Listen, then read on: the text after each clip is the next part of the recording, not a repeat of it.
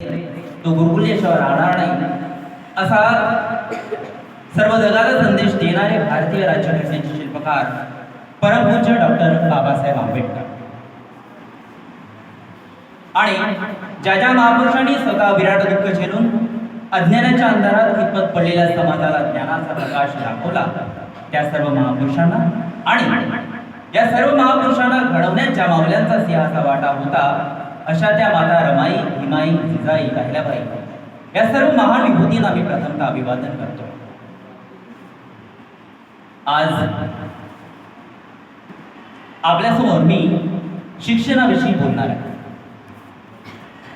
शिक्षणाशी बोलताना असं म्हटलं जातं की बनवते अज्ञानाला ज्ञानी, करते माणुसकीचं रक्षण.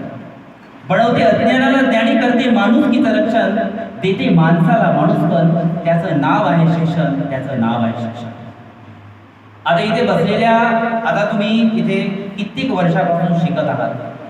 तुमच्या मनामध्ये अनेक मनीषा असतील, अनेक इच्छा आकांक्षा असतील की इथून मोठा झाल्यावर मी हे बनेल, मी डॉक्टर बनेल, इंजिनियर बनेल. आहे का नाही? तुमच्या इच्छा आहेत की नाही? पण त्यासाठी तुम्ही प्रयत्न करताय.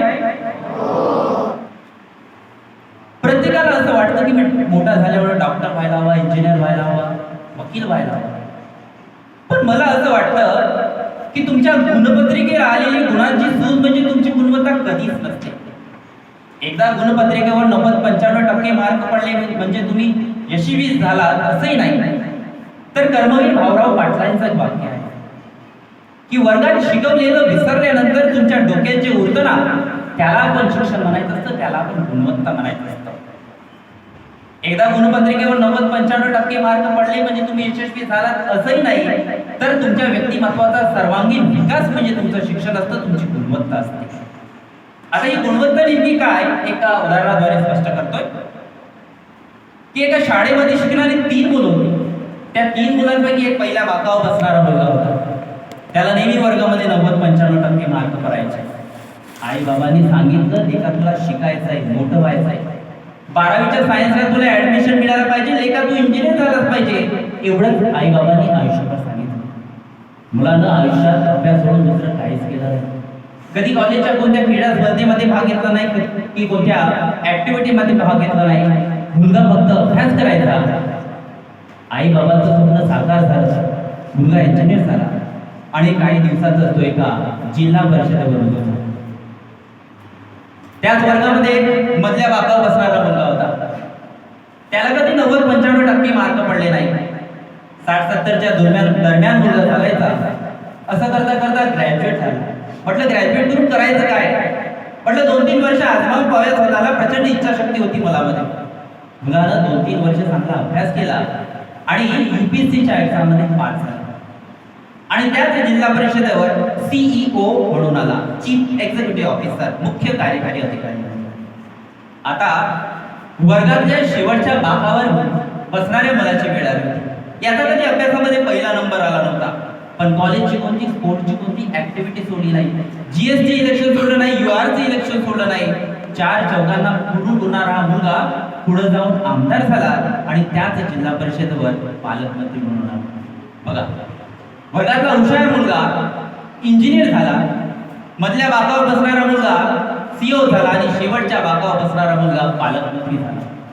इंजिनियर साहेब CEO साहेबांना सॅल्यूट करायचे आणि CEO साहेब पालकमंत्र्यांना.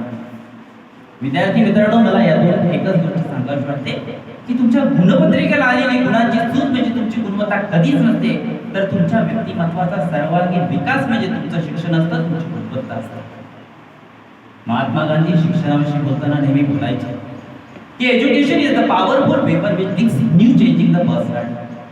शिक्षण हे माणसाचं व्यक्तिमत्व बदलवणारं धारदार शस्त्र आहे. त्यावर टिप्पणी करताना डॉक्टर बाबासाहेब आंबेडकर म्हणायचे की education is the powerful weapon which brings new changing the personality. It is true, but when education system teaches is that type of job in the society and society do that type of job in the classroom. म्हणजे जे वर्गात शिकवलं जाते ते समाजात घडलं पाहिजे आणि जे समाजात घडतं ते वर्गात शिकवलं गेलं पाहिजे. पण वर्षानुवर्ष असं होताना दिसत नाही. तुम्हाला तुमच्या शिक्षकांनी काय शिकवलं आहे? करे कमळाचा भरे भटजीचा. मलाही तेच शिकवलं आहे, करे कमळाचा भरे भटजीचा. पण कधीपर्यंत शिकणार आहोत आपण करे कमळाचा भरे भटजीचा का फक्त कमळाचा नाही तर कर्मवीर भाऊराव पाटलांचा आहे. मग भटजीचा शिकण्यापेक्षा मग भगतसिंगचा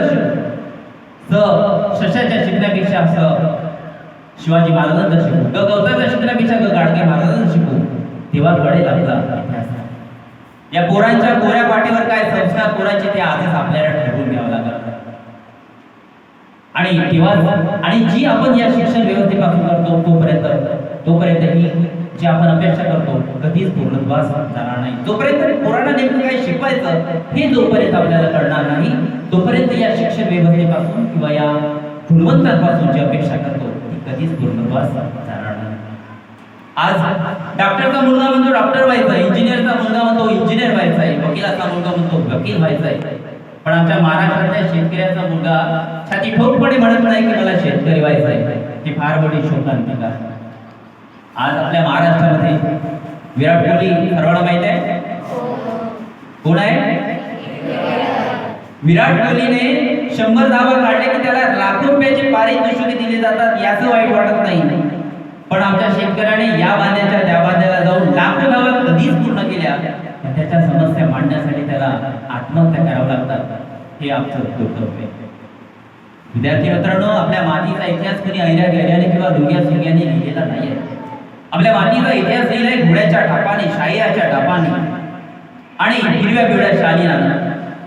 राजगडावर पोहोचले सुगानं बंधू म्हणून घोडखिंडीची पावनखिंड बनवणारा बाजीप्रभू देशपांडे असेल, कोंढाण्याच्या विजयासाठी रक्ताच्या थारोड्यात पडणारा तानाजी मालुसरे असेल, मानेवरती तलवारीचे टून तीक्ष्ण टोक असताना बचेंगे तो और भी लढेंगे म्हणणारा